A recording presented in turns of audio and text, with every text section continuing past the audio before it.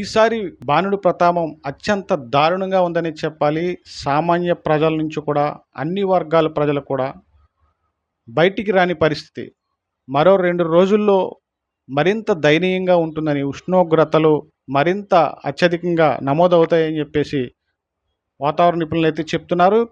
ఈ ఏడాదిలో 48 డిగ్రీలు అత్యధిక ఉష్ణోగ్రత నమోదవడం ఒక భయానకమైనటువంటి అంశమే. మనతో పాటు డాక్టర్ రామ్‌కుమార్ గారు ఉన్నారు.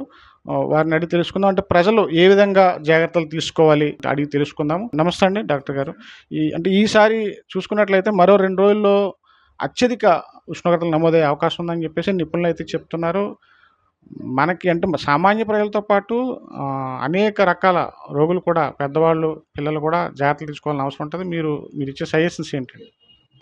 సో ఇప్పుడు యావరేజ్గా చూసుకుంటే అంటే గత 2 సంవత్సరాలుగా ఎప్పుడూ లేని అంత ఎండలు, ఉష్ణోగ్రత లెవెల్స్ భయంకరంగా పెరిగినాయి. ఇటు ఆంధ్ర రాష్ట్రం అలాగనే తెలంగాణ కాకుండా యావత్ భారతదేశం మొత్తం అంతా కూడా ఎండల తీవ్రత పెరిగింది. అంతేకాకుండా గవర్నమెంట్ వారు కూడా ఏంటంటే గత 2 రోజుల తర్వాత ఇంకా తీవ్రత పెరిగే అవకాశం ఉందని చెప్పేసి రెడ్ అలర్ట్ ఇష్యూ చేయడం జరిగింది. సో ఈ దృష్టిలో పెట్టుకొని మేము ప్రతి ఒక్కరికి కూడా, ఎవరైతే పేషెంట్స్ మా దగ్గరికి వస్తున్నారో ప్రతి ఒక్కరికి కూడా హెచ్చరిస్తూ ఉన్నాము. అవకాశం ఉన్నంత వరకు కూడా ఏదైనా ఎటువంటి కార్యక్రమాలు ఉన్నా కూడా ఉదయం బిఫోర్ 8 లేదంటే సాయంత్రం 5, 6 తర్వాత ఎటువంటి కార్యక్రమాలు పెట్టుకోండి. అవకాశం ఉన్నంత వరకు కూడా మిట్ట మధ్యాహ్నం పూట కానీ, లేదంటే 8 నుంచి మధ్యాహ్నం సాయంత్రం 4 వరకు కూడా ఎటువంటి కార్యక్రమాలు బయటకు వెళ్ళకండి, అత్యవసర పొజిషన్ అవసరమైతే కానీ. అంతేకాకుండా అవకాశం ఉన్నంత వరకు కూడా మీరు బయటకు వెళ్తున్నప్పుడు లైట్ కలర్ దుస్తులు మాత్రమే ధరించండి. దాంతోపాటు అవకాశం ఉన్నంత వరకు కూడా మొత్తం బాడీ కవర్ అయ్యేటట్టు చూసుకోండి. 2 దీంతో పాటు అవకాశం ఉంటే మీరు క్యాప్ కానీ, లేదంటే అంబ్రెల్లా కానీ క్యారీ చేస్తే కూడా ఎండ తీవ్రతను మనం కొంచెం కంట్రోల్ చేయగలుగుతాం. అంతేకాకుండా మనం బయటికి వెళ్తున్నప్పుడు కూడా ఇప్పుడు చూస్తుంటే బయట ఎక్కడ పడితే అక్కడ జ్యూస్ సెంటర్స్ కానీ, లేదంటే కొంతమంది సోషల్ యాక్టివిటీస్ సర్వీస్ చేద్దామన్న ఉద్దేశం ఏంటంటే ఎక్కడ పడితే అక్కడ చలివేంద్రాలు అవి పెడుతున్నారు. సో ఆ చలివేంద్రంలో కూడా ఎంతవరకు స్టాండర్డ్స్ మెయింటైన్ చేస్తున్నారు అన్నది కూడా చాలా ఇంపార్టెంట్ అండి. సో యూజువల్గా ఏంటంటే వాడేసిన గ్లాసులే వాడుతున్నారు. సో వాళ్ళు కూడా ఇష్టం వచ్చినట్టు అందులో ముంచి చేతులే పెట్టేస్తున్నారు. సో దయచేసి ఏంటంటే ఎవరైతే ఈ సోషల్ సర్వీసెస్ చేస్తున్నారో వాళ్ళకి కూడా ఒక చిన్న విన్నపం ఏంటంటే, మీరు చేస్తున్న సర్వీస్ చాలా మంచిది, కాకపోతే ఏంటంటే కొంచెం స్టాండర్డ్స్ మెయింటైన్ చేస్తే ఏంటంటే దానివల్ల వచ్చే కాంప్లికేషన్స్ అవి కొంచెం మనం నియంత్రించగలుగుతాము. అలానే మేము కూడా మా దగ్గరికి వచ్చే పేషెంట్స్ కానీ, పబ్లిక్ కానీ కొంచెం అవేర్నెస్ క్రియేట్ చేస్తున్నాం కూడా. బయట ఎక్కడ పడితే అక్కడ జ్యూస్ సెంటర్స్లో కానీ వాటిలో కూడా జ్యూస్లు అవి తాగొద్దు. ఎందుకంటే వాళ్ళు వాడే ఐస్ కానీ, లేదంటే వాళ్ళు వాడే ఫ్రూట్స్ కానీ కుళ్ళిపోయిన ఫ్రూట్స్తోనే వాటితో చేస్తున్నారు. సో దానివల్ల వచ్చే సైడ్ ఎఫెక్ట్స్, కాన్సిక్వెన్సెస్ కూడా ప్రమాదకరంగా ఉంటున్నాయి. సో కిడ్నీల ఫెయిల్యూర్లు కానీ, లేదంటే డయేరియాలు కూడా ఎక్కువ కేసెస్ వస్తున్నాయి, డయేరియా కేసెస్ వస్తున్నాయి. సో అందుకనే బయటికి వెళ్తున్నప్పుడు అవకాశం ఉన్నంత వరకు కూడా మీతో పాటు వాటర్ క్యారీ చేయండి. లేదు అవకాశం లేనప్పుడు బయట ఎక్కడికైనా వెళ్తే కొబ్బరి బొండాలు ఎక్కడ పడితే అక్కడే విచ్చలవిడిగా దొరుకుతూ ఉన్నాయి. అలానే అది కూడా అవకాశం లేదంటే ఓఆర్ఎస్ ప్యాకెట్స్ దొరుకుతూ ఉన్నాయి. సో అటువంటి తీసుకున్నా పర్వాలేదు. లేకపోతే బ్రాండ్ వాటర్ బాటిల్స్ డైరెక్ట్గా బాటిల్ కొనుక్కొని తీసుకోండి. అంతేగాని అవకాశం ఉన్నంత వరకు బయట జంక్ ఫుడ్స్ అవి కూడా అవాయిడ్ చేయండి. ఎందుకంటే ఎండ తీవ్రత పెరగడం వల్ల ఏంటంటే ఏదైతే బయట స్టాల్స్లో ఫుడ్ అది వండుతున్నారో అవి కూడా తొందరగా పాడవడానికి అవకాశం ఉంటుంది. సో వాళ్ళు అది ప్రిపేర్ చేసిన మెటీరియల్ కానీ అవ్వలేదంటే అది గ్యారంటీగా క్యారీ ఫార్వర్డ్ చేస్తారు. సో అటువంటిప్పుడు కూడా ఈ ఫుడ్ పాయిజన్ అది అవ్వడానికి అవకాశం ఉంటుంది. సో తద్వారా వచ్చే కాంప్లికేషన్స్ కూడా ఇవి ఉంటాయి. ఈసారి చూసుకున్నట్లయితే మరో 2 రోజుల్లో ఎక్కువగా నమోదయ్యే అవకాశం ఉన్న ఉష్ణోగ్రతలు అని చెప్పేసి ముందుగా హెచ్చరికలు అయితే జారీ అవుతున్నాయి.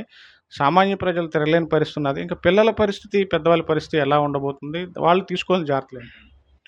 సో ఈ 2 రోజుల్లో ఇంకా రెడ్ అలర్ట్ ఇష్యూ చేశారు. 2 రోజుల్లో ఇంకా ఎండలు పెరుగుతాయని చెప్పి. సో దీనివలన వచ్చే పరిణామాలు ఏంటంటే, ఎండ తీవ్రత పెరుగుతున్నప్పుడు ఏంటంటే వడగాల్పులకి మనకి హీట్ స్ట్రోక్స్ తగలడం వల్ల ఏమైందంటే బాడీలో ఎలక్ట్రోలైట్స్ ఇంబ్యాలెన్స్ అంటే వస్తుందండి. ఎలక్ట్రోలైట్స్ ఇంబ్యాలెన్స్ అంటే బాడీలో శరీరంలో ఉన్న కొన్ని ఉప్పు శాతాలు అవి తగ్గిపోతాయి. సోడియం లెవెల్స్ కానీ, పొటాషియం లెవెల్స్ కానీ తగ్గిపోయే అవకాశాలు ఉంటాయి.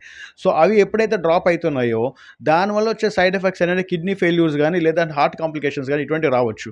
ఒక్కొక్కసారి అనేది మతిమరుపు, స్పృహ కోల్పోవడము, లేదంటే వామిటింగ్స్ అయిపోవడం ఇటువంటి లక్షణాలు వస్తూ ఉంటాయి. సో అందుకని చెప్పేసి ఇటువంటి లక్షణాలు ఏమైనా కనిపించినా కూడా కంపల్సరీగా దగ్గరలో ఉన్న మీ ఫ్యామిలీ డాక్టర్ వెళ్ళి తగు ట్రీట్మెంట్ తీసుకోండి. సో ఇంకొక విన్నపం కూడా ఏంటంటే, పిల్లలు కూడా అవకాశం ఉన్నంత వరకు కూడా బయటికి ఎండలో ఆటలకి వాడడానికి వెళ్ళడానికి వీల్లేదు. ఏదైనా ఇండోర్ స్టేడియంస్లో ఆటలు ఆడుకోండి. లేదు బయటికి వెళ్ళాలంటే ఈవినింగ్ 5, 6 తర్వాత ఎటువంటి ఆటలకైనా కూడా వెళ్ళండి. షుగర్, బీపీ పేషెంట్లు ఇలాంటి వాళ్ళు ఎక్కువ మంది ఉన్నారండి. వాళ్ళకి మీరు ఇచ్చే సూచన ఏంటి? షుగర్ పేషెంట్స్, తర్వాత హార్ట్ పేషెంట్స్, కిడ్నీకి సంబంధించిన వ్యాధి సఫర్ అవుతున్న వాళ్ళు మాత్రం చాలా జాగ్రత్తగా ఉండాలి. వీళ్ళతో పాటు ఎల్డర్లీ పీపుల్, తర్వాత ప్రెగ్నెంట్ లేడీస్ ఒకటి, తర్వాత హెచ్ఐవి పేషెంట్స్ వీళ్ళు మాత్రం చాలా జాగ్రత్తగా ఉండాలి. ఎందుకంటే వీళ్ళకి తొందరగా రిస్క్ ఎక్కువ ఉంటుంది. నార్మల్ పర్సన్ కంటే వీళ్ళకి రెసిస్టెన్స్ పవర్ అది తక్కువ ఉండడం వల్ల ఏంటంటే వీళ్ళకి ఎటువంటి వ్యాధులైనా తొందరగా రావడానికి అవకాశం ఉంటుంది. అలానే హీట్ స్ట్రోక్స్ కూడా తొందరగా అవకాశం ఉంటుంది. ఇంకొకటి ఏంటంటే డయాబెటిక్ పేషెంట్స్ కూడా ఈ సమ్మర్ సీజన్లో ఏంటంటే hypoglycaemic attacks, sugar levels drop అయిపోవడానికి కూడా అవకాశాలు ఎక్కువ ఉంటాయి. ఎందుకంటే ఎండ తీవ్రత పెరిగిపోవడం వల్ల ఏంటంటే ఈ ఫుడ్ ఏది తినడం సహించక సమంగా ప్రాపర్ డైట్ తీసుకోరు. కానీ వాళ్ళు రెగ్యులర్గా వేసుకునే మెడిసిన్స్ ఏంటంటే బ్లైండ్గా వేసేస్తూ ఉంటారు. సో అట్లా కాకుండా రెగ్యులర్గా షుగర్ ఫాలోఅప్ అవి చేసుకుంటూ తద్వారా మీ వైద్యుల సలహా మేరకు మెడికేషన్ వాడుతూ ఉండండి. అలానే కిడ్నీ పేషెంట్స్ కూడా ఏంటంటే కిడ్నీస్ మీద ఒత్తిడి తగ్గడానికి కొన్ని రకాల మందులు వాడుతూ ఉంటాం. కిడ్నీ పేషెంట్స్ కానీ హార్ట్ పేషెంట్స్ కానీ తద్వారా యూరిన్ అది ఎక్కువ అవుతుంది. సో ఇప్పుడు ఎండల తీవ్రత పెరగడం వల్ల ఏంటంటే మనకి ఈ స్వెట్ రూపంలో నుంచి కొంత సాల్ట్ బయటకు వెళ్ళిపోతుంది. అలానే ఈ మెడికేషన్ ద్వారా కూడా కొంచెం సాల్ట్స్ బయటకు వెళ్ళిపోతూ ఉంటాయి. సో దానివల్ల కూడా ఎలక్ట్రోలైట్స్ ఇంబ్యాలెన్స్ అంటే దానికి ఛాన్సెస్ అది ఎక్కువ ఉంటుంది. సో ఇటువంటి పేషెంట్స్ ఎవరైతే ఉంటే మాత్రం కంపల్సరీగా మీరు రెగ్యులర్గా వెళ్ళే డాక్టర్ గారిని కన్సల్ట్ అయ్యి తద్వారా మెడిసిన్స్ తీసుకోండి. జనరల్‌గా ఇలాంటి ఎండాకాలంలో వడదెబ్బ తగలడం అనేది మనం చెప్పుకుంటుంటాయి. రెగ్యులర్‌గా వినిపించే మాట మనకి సమ్మర్‌లోని. దీనికి సంబంధించి మనం ఎలాంటి జాగ్రత్తలు తీసుకోవచ్చు?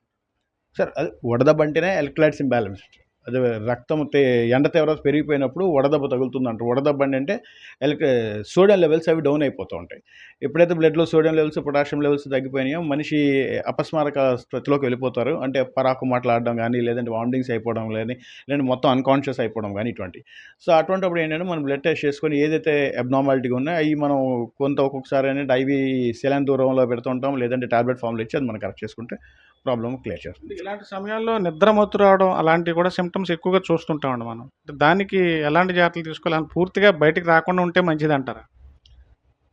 అవకాశం ఉన్నంత వరకు కూడా ఉదయం 8 గంటల నుంచి సాయంత్రం 4 గంటల వరకు మనం గతంలో చెప్పినట్టు వృద్ధులు కానీ, గర్భిణీ స్త్రీలు కానీ, షుగర్ పేషెంట్స్ కానీ, హార్ట్ పేషెంట్స్ కానీ, కిడ్నీ పేషెంట్స్ కానీ, అలానే గర్భిణీ స్త్రీలు కానీ అవకాశం ఉన్నంత ఈ స్పెసిఫిక్ టైంలో బయటికి వెళ్లకుండా ఉంటే సేఫ్ జోన్‌లో ఉన్నట్టు వస్తుంది. డాక్టర్ రామ్‌కుమార్ గారు చెప్పిన దాన్ని బట్టి చూసుకున్నట్లయితే ఈ వేసవిలోని అత్యంత జాగ్రత్తగా ఉండాల్సిన పరిస్థితి అవగతమైంది. మరో 2 రోజుల్లో వస్తున్నటువంటి ఏదైతే ఉష్ణోగ్రతలు నమోదవుతాయో దానికి సంబంధించి పిల్లలు గానీ, పెద్దవాళ్ళు గానీ అత్యంత జాగ్రత్తత వహించాలని చెప్పేసి చెప్తున్నారు. దాంతో పాటు ముందస్తుగా ఏంటంటే ఇలాంటి సమ్మర్ సమయంలోనే ఏంటంటే బయటికి రాకుండా ఉండడం మేలని చెప్తున్నారు.